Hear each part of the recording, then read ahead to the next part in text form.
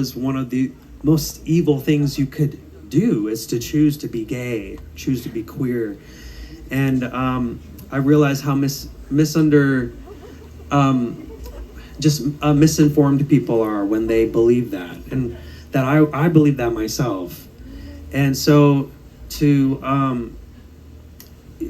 finally accept that, before I came out on my Instagram, I told I was like, let me tell my mom. Let my mom know.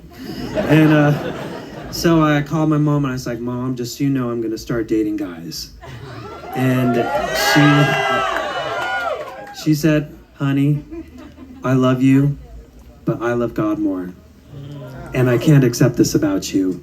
I testify to you, God's plan for you for happiness is for you to marry a woman and have lots of kids, and that's the only plan of happiness that He has made for you.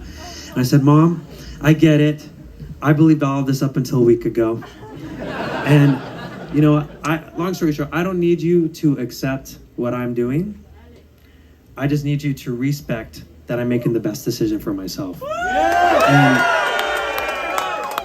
And to learn along with me on this journey. Because this is new territory for me. I don't know what I'm getting myself into. I was too good of a Mormon boy. I really had never talking to any guys in that way. And I was missing out. So my mom was like, okay, he needs to get out of his system. And a year later, I still tried being a Mormon and going to church and stuff, but I just realized this is too much. And there's just too many things I was hearing that I felt like, what? This is just not good for my heart. I need to continue. And so I separated myself and I went my own way from the religion I grew up with. And People Magazine announced it. And that was a little unexpected, but they ripped the Band-Aid off, and I didn't hear from my mom for a few days after that, and I was like, oh no, I pissed my mom off. And okay, so I'm telling all this story now. I think this is such a time coming. I haven't been on a tour like this for 7 years, and what a frustration. I definitely wasn't out the last time I was touring, y'all, so this is crazy. So a lot has happened since, but anyway, so I didn't hear from my mom. I thought I pissed her off, and I was like, man, is she gonna abandon me? And I guess, when my mom didn't accept me at first, I need to say that I think what was more important than getting my mom's acceptance was that I was accepting myself. And I realized that's even though it's scary that people don't understand you, even people who are closest to you that you love, I think it's worth taking that chance and that risk to accept yourself. It is really life-changing.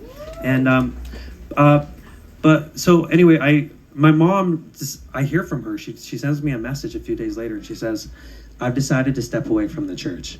And I was like, Mom, you don't have to do that. I know how much this means to you. It's meant to, all of us all our lives.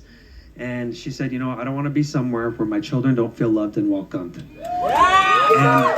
if you're going to hell, then we're all going to hell with you. So, now, of course, we don't believe that. We don't believe that just by walking away from church or for coming out as gay or queer is that you go to hell. But it was a tongue-in-cheek thing she was saying to the response of a lot of people who were just giving their opinions at that time, And I appreciated that a lot. And so I was like, I'm gonna write a song about that. And so I did. And so this song is inspired by my mom. And so thank you, Mama Lupe. And this is a dance by the wonderful Taylin Ritchie as well. But here we go. Okay, that's all.